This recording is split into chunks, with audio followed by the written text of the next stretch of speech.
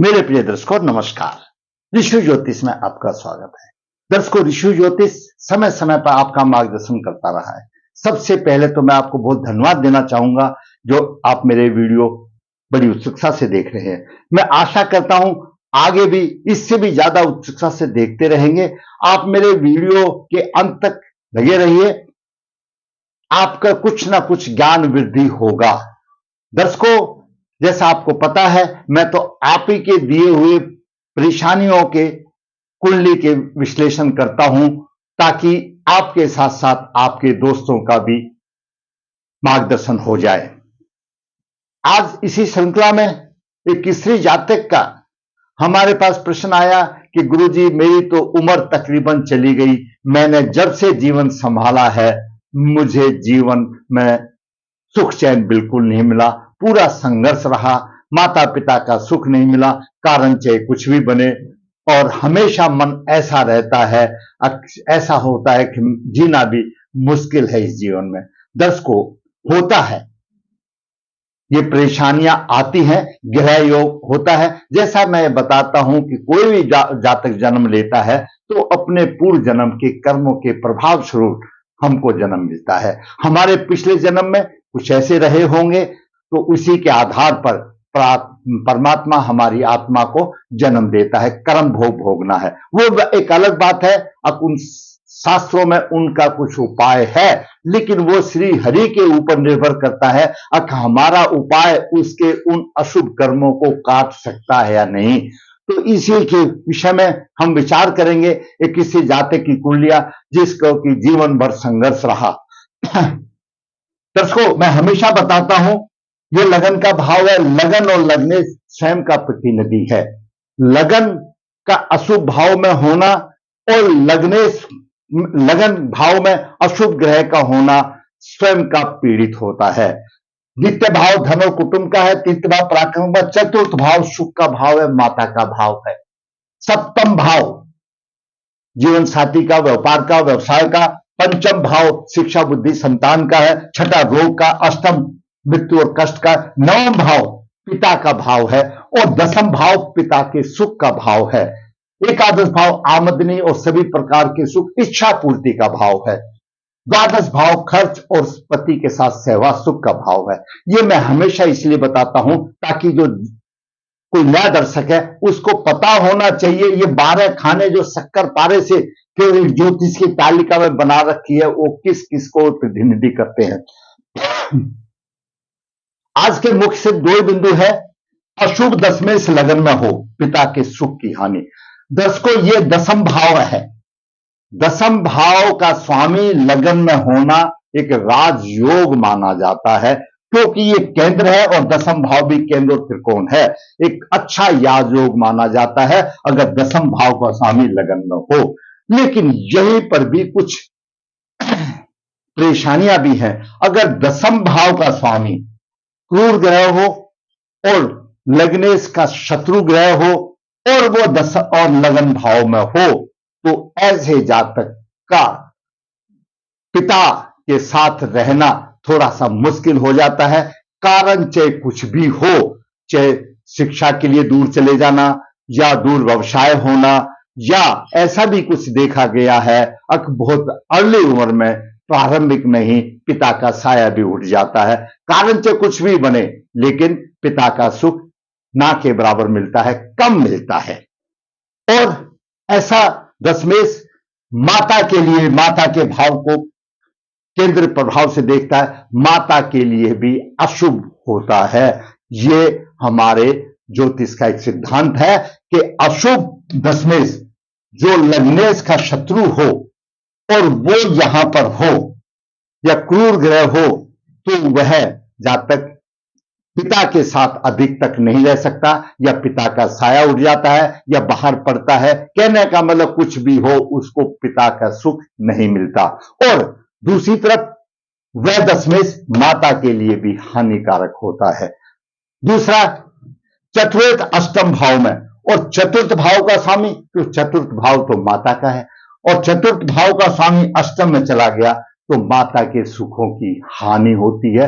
ये 2 बिंदु हैं। और दर्शकों, एक बात मैं बताऊं, हमेशा कहते आए, हमारे बुजुर्ग भी कहते आए, हमारे शास्त्र भी कहते आए कि माता पिता एक देवता है। जिसके घर में माता पिता है, अगर आपने माता पिता की सेवा कर ली तो मैं समझता हूं और हमारे शास्त्रों का एक कथन है और सारी दुनिया समझती है, अब उसको भगवान को भी पूजने की जरूरत नहीं है, जो घर में अगर माता पिता है और उनका अगर आशीर्वाद आपको मिल रहा है तो आप ये सोचो, थोड़ा सा सोच के देखो, आप अपने माता के पिता के साथ बैठे हो तो आप बड़े नहीं, उनसे छोटे ही होंगे और छोटों को ही आशीर्वाद मिलता है। कहने का मतलब पिता पुत्री या माता पुत्र का एक घनिष्ठ संबंध है और वो भाग्यशाली है जिनको कि माता पिता का सुख पूरा मिलता है, और वो भी भाग्यशाली है जो कि माता पिता की उनको सेवा करने का मौका मिलता है। इसी संबंध में हम आगे बढ़ते हैं।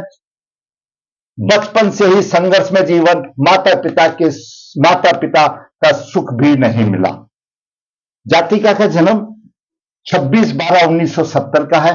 कृष्ण पक्ष चौदसी, अनुराधा चरण 4 शनिवार को हुआ। इस अब 70 का यानी 53 ईयर्स की हो गई। इस स्त्री ने हमारे वीडियो देखे तो सोचा अब यहां तो गुरु जी जो है मुफ्त में ही वीडियो बना करके आपका मार्गदर्शन कर देते हैं, तो क्यों ना मैं भी अपना मार्गदर्शन। मैं हमेशा कहता हूं, आप लिखिए कमेंट्स में, आप बताइए, मैं आपका भी कुंडली का विश्लेषण बनाऊंगा ताकि और लोगों को भी मालूम हो और उनका भी मार्गदर्शन हो। जन्म के समय पर मेष लगन हुआ। मेष लगन के 15 डिग्री विराजमान है, वहीं पर शनि नीच राशि में है, 22 डिग्री गवर्नमेंट लेकर के विराजमान है। पंचम भाव में शत्रु राशि में केतु 2 डिग्री 53 मिनट लेकर विराजमान है, और सप्तम भाव में मंगल 19 डिग्री लेकर के और शुक्र 26 डिग्री के विराजमान है। अष्टम भाव में गुरु 3 डिग्री और चंद्रमा नीच राशि में विराजमान है अष्टम भाव में। नवम भाव में सूर्य 10 डिग्री और बुध 15 डिग्री लेकर के अस्त है। एकादश भाव में राहु 2 डिग्री 53 मिनट लेकर के विराजमान है। सबसे पहले हम ग्रहों का अपना अपना प्रभाव के विषय में बात करेंगे, उसके बाद हम अपने उद्देश्य पर पहुंचेंगे। दर्शकों, अभी स्त्री जातिका की सूर्य महादशा 12/1/19 से लेकर के 12/1/25 तक चल रही है। सूर्य मूल नक्षत्र में है। मेष लगन वाले, चाहे कोई भी होने दो, चाहे स्त्री हो या पुरुष हो, इनके लगन के स्वामी मंगल देव हैं और मंगल देव को हमारे ग्रहों की पंचायत में सेनापति माना गया है। इनका स्वभाव थोड़ा सा उग्र हो सकता है, अनुशासन प्रिय होते हैं, बाल की खाल निकालना इनकी आदत है और ये अपने मन की था नहीं देते। इनकी मन की था पाना बहुत ही कठिन है, और ग्रहों का कुछ ऐसा प्रभाव हो तो सॉफ्ट भी हो सकते हैं, हो सकते हैं, ऐसा कुछ वो नहीं है। लग्नेश मंगल सप्तम भाव में है। लग्नेश मंगल सप्तम भाव में, और सप्तम भाव स्त्री का भाव है, दैनिक रोजगार का भाव है, वहां पर है। अब मंगल का हम दूसरी तरह से देखें, अगर लग्नेश मंगल में होता है तो बहुत कुछ होता है, वो इतना मान सम्मान प्राप्त करने वाला होता है, पराक्रमी होता है, बहुत कुछ बातें होती है। परंतु यहां पर मंगल अष्टम भाव का भी स्वामी है। ये एक समस्या आ गई कि मंगल लग्नेश तो है लेकिन अष्टम भाव का भी स्वामी है, और अष्टमेश के भी गुण लेकर के होगा। ऐसे जातक की मनोवृत्ति थोड़ी सी उग्र होगी। धन की वृद्धि के लिए प्रयत्नशील रहेगा, तो मंगल धन भाव को भी देख रहा है और लगन को भी देख रहा है। लगन की वृद्धि के लिए भी प्रयत्नशील रहेगा, लेकिन अपने कार्य द्वारा अपना ही नाश करने वाली होगी और मानसिक रूप से परेशान होगी, क्योंकि मंगल अष्टम भाव का स्वामी है और लगन को देख रहा है।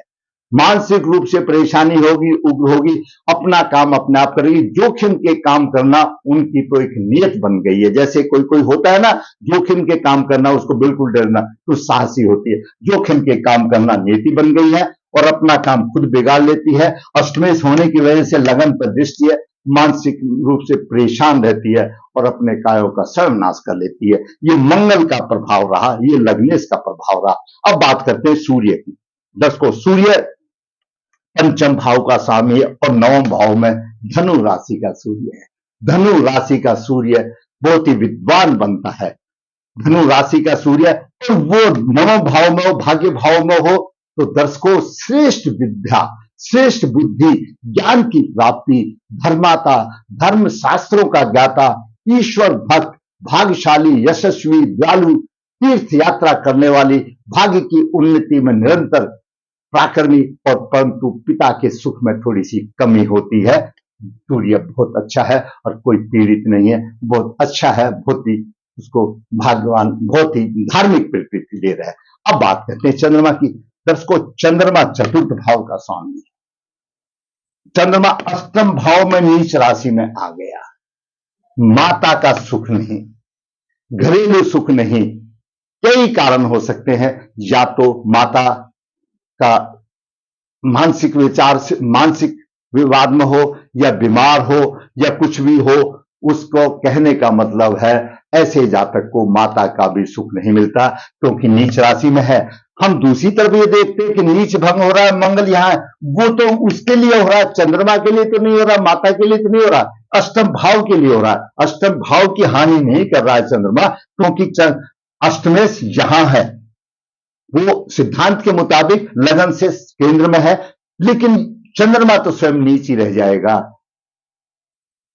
तो उच्च दृष्टि से धन भाव को देख रहा है, किसी तरह से धन आ ही जाता है, उपलब्ध हो जाता है, और कुटुंब का कुछ ना कुछ सहयोग उसको मिलता है।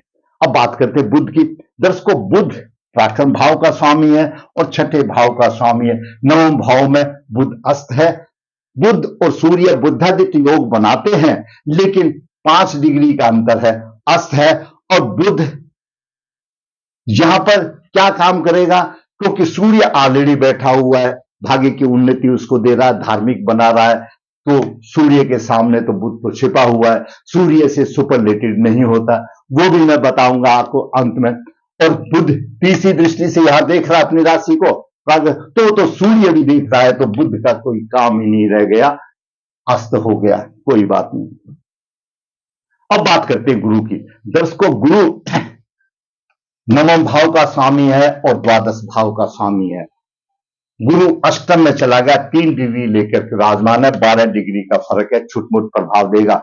भाग्य की उन्नति में बाधाएं साधारण तौर पर आएंगी, सिंपल तौर पर आएंगी, लेकिन कुछ नहीं आएंगी, कि सूर्य ग्रहों का राजा है, सूर्य बैठा हुआ है, सूर्य ग्रहों का राजा है, सूर्य बैठा हुआ है। बेशक भाग्य का स्वामी यहां बैठा हुआ है, अगर सूर्य वहां पर शुभ बैठा है तो भाग्य में बाधा नहीं आएगी। उसका कारण मैं आपको लास्ट में बताऊंगा क्या कारण है। गुरु यहां से पंचम दृष्टि से द्वादश भाव को देख रहा है, खर्चा अधिक होगा, बहुत खर्चा होगा। और सप्तम दृष्टि से धन की वृद्धि के लिए हमेशा प्रयत्नशील रहेगा। ऐसे जातक की शिक्षा भी दूर हो सकती है। और उच्च दृष्टि से देख रहा है घरेलू भाव को, जहां पर ध्यान दीजिए, गुरु नवम दृष्टि से चतुर्थ भाव को उच्च दृष्टि से देख रहा है। साधारण तौर पर ऐसा कहते हैं कि भाई गुरु तो उच्च दृष्टि से देख रहा है, घरों का सुख मिलेगा, माता का सुख मिलेगा, लेकिन कुछ नहीं मिलेगा, क्योंकि चंद्रमा खड्डे में गिर गया। वो आपको इनकी पावर मैं अंत में बताऊंगा कि इसलिए नहीं मिलेगा।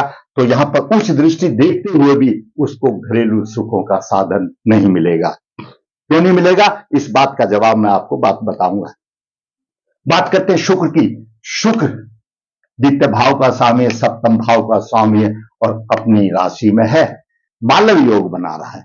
मालव योग विशिष्ट योग बनता है जब शुक्र केंद्र में अपनी राशि में हो, उच्च राशि में हो, विशिष्टता प्रदान मिलती है, होशियार होता है, धन मान प्रतिष्ठा सब मिल जाती है, कार्य कुशलता होता है, और कुटुंब की शक्ति से उसको संपन्नता भी मिलती है।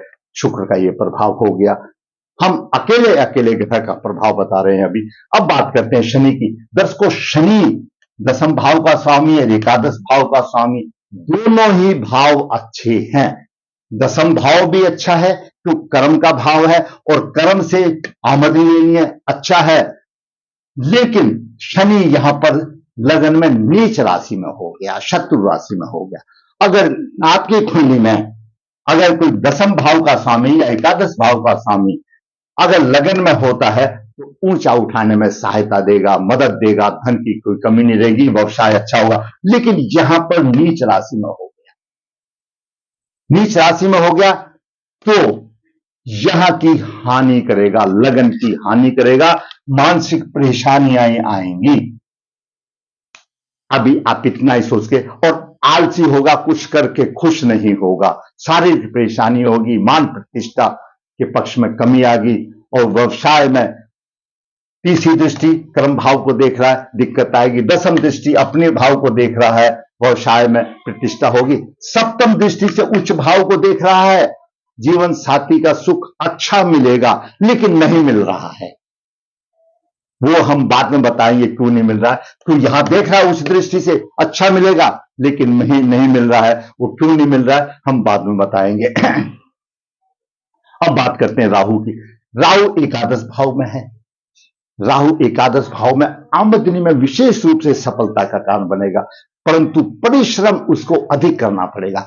ऐसा जातक के लिए हमारे विद्वान कहते हैं कि गरीब घर में हो तो धनवान बन जाता है, धनवान हो तो गरीब बन जाता है, उल्टी पुल्टी बातें हो जाती है। ऐसा उनका सोचने का मतलब है। अगर आपको भी कुछ ऐसा दिखाई दे तो मुझे भी देना। शिक्षा में परेशानी आएगी, पराक्रमी तो होगा, पराक्रम भाव को देगा, शिक्षा में परेशानी आएगी। और नौ दृष्टि से यहां पर राहु सप्तम भाव को देख रहा है, यहां पर किसी न किसी प्रकार की विवाह आदि के संबंध में परेशानी वाली बात करेगी।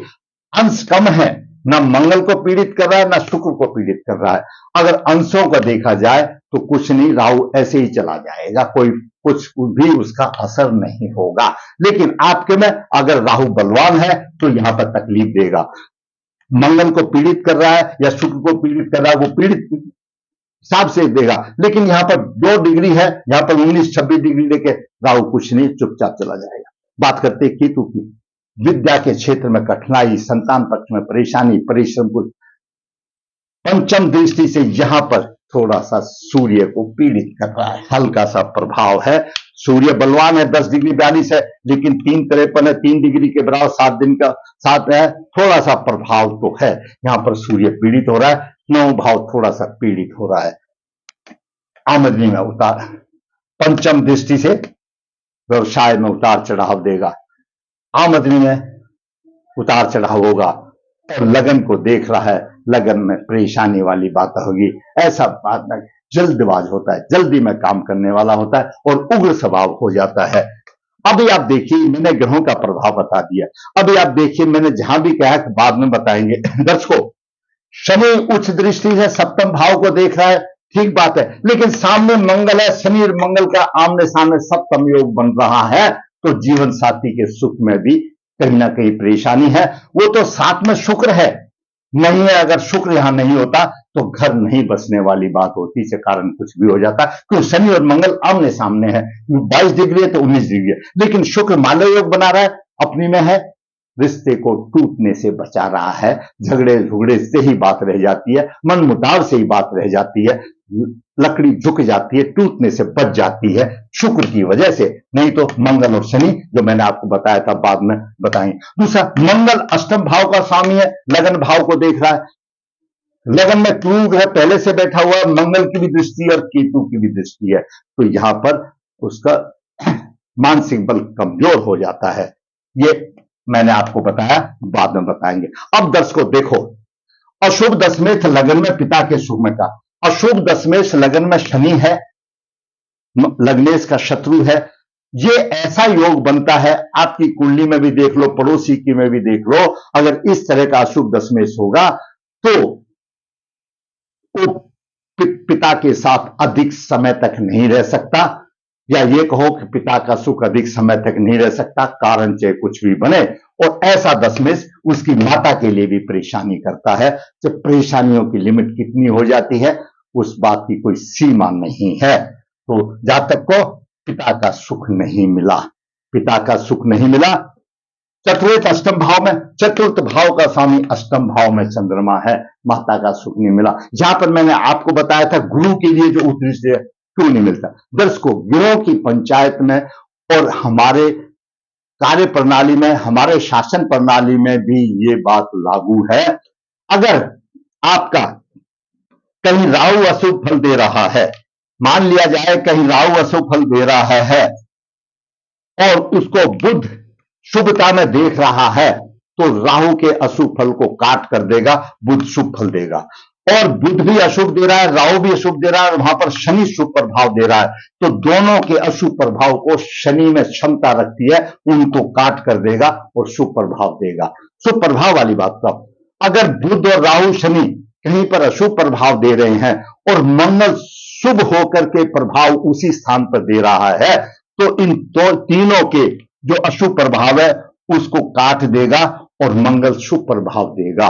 उसके बाद आता है मंगल भी अशुभ प्रभाव दे रहा है, शनि बुध राहु भी अशुभ प्रभाव दे रहा है और गुरु और शुक्र शुभ प्रभावी हैं, तो इनका भी दोष कट जाता है।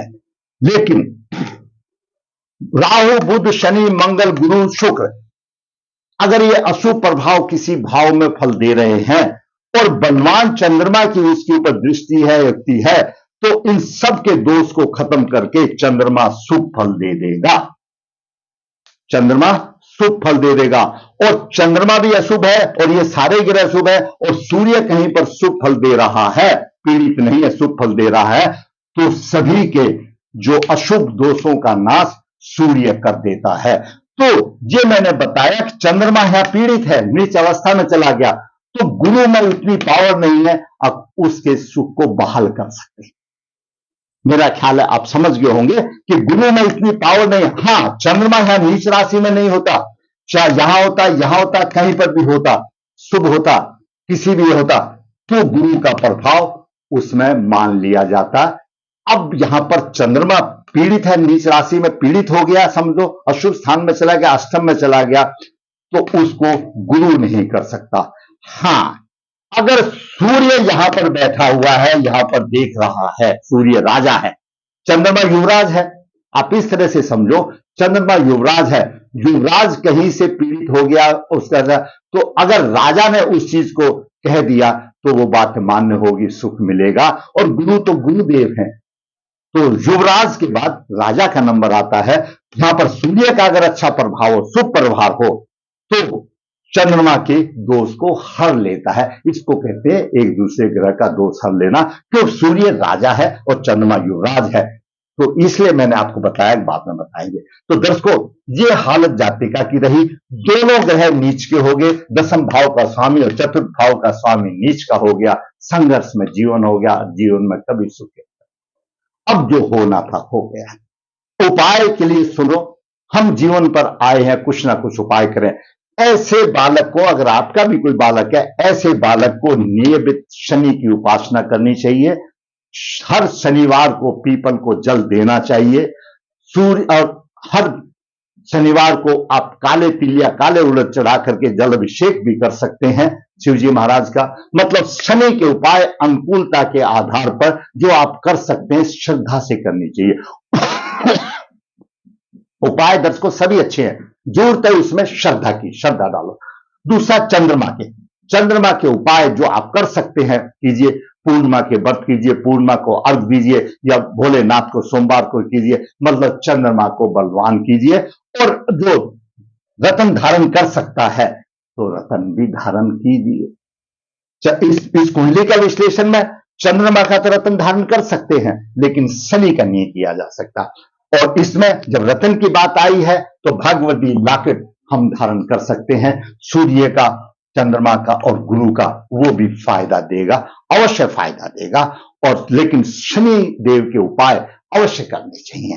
दर्शकों, मैंने आज एक, आप ये सोचिए 30 और 30 53 साल की आयु की जो औरत है, उसने मेरा कहीं वीडियो देखा, पढ़ी लिखी है, समझदार है, सोचा चलो मैं गुरु जी से थोड़ा सा बात कर दूं, तो मैंने आज उसकी कुंडली का विश्लेषण किया। आपको अगर मेरा वीडियो अच्छा लगा है तो दूसरे को शेयर करना, लाइक करना। और मैं फिर कहता हूं, आपके जीवन में जो समस्याएं आ रही है लिख दीजिए कमेंट्स बॉक्स में, आप बता दीजिए, मैं वीडियो बना करके आपका मार्गदर्शन करूंगा। कोई बने रहिए चैनल पर, मैं आपके साथ साथ आपके भाइयों का मार्गदर्शन करूंगा। यहां पर मैं कोई नाम नहीं लिखता हूं, आपकी ज्ञान वृद्धि के लिए, कोई ये कि मेरा नहीं। अब बने रहिए, आपको जरूरत है बने रहने की। दर्शकों, मैं हमेशा कहता हूं ऋषि ज्योतिष नर्मदा जी के तट के नजदीक है, नवग्रह जहां पर काल सर्पदोष पितृदोष की पूजा की जाती है। जो इच्छुक है संपर्क कर सकते हैं। ऋषि ज्योतिष हाथ से पत्रिका लिखता है, निचोड़ कर देता है। वीडियो में तो 10-20 मिनट में हम कितना बता पाएंगे, उसमें जीवन का सार निचोड़ करके दुख भी, तकलीफ भी, उपाय भी सबसे मार्गदर्शन कर दिया जाता है। जो इच्छुक है संपर्क कर सकता है। ऋषि ज्योतिष कन्या भाव के लिए गुण मिलान बिना किसी शुल्क के आपकी राह आसान करता है। जीवित चैनल पर बने रहने की। आपको कोई भी समस्या आपके आ रही है, आप लिख दीजिए कमेंट बॉक्स में। नाम नहीं लिखना चाहते तो नाम भी मत लिखिए, लेकिन डेट ऑफ बर्थ, समय और कहां पर पैदा हुए, क्या समस्या हो लिखिए। वीडियो बनाकर आपका मार्गदर्शन अवश्य करेंगे। आपके साथ साथ आप उनका भी, दोस्तों का मार्गदर्शन होगा और मेरा भी ज्ञान बढ़ेगा। जितने कुंडलियां ज्यादा देखूंगा उतने देखो। मैं तो देखता देखते बहुत कुंडलियां देख लिया। दर्शकों कहूंगा, अच्छा लगे तो लाइक करें, शेयर करें। दर्शकों, जिसने मेरा चैनल सब्सक्राइब नहीं किया है, सब्सक्राइब करें ताकि मेरा मनोबल भी ऊंचा हो, क्योंकि मेरा चैनल तो नया है और मेरा मनोबल ऊंचा हो। मैं इसी प्रकार आपके साथ वास्तविक कुंडलियों का विश्लेषण करके आपका मार्गदर्शन करता रहूं। धन्यवाद।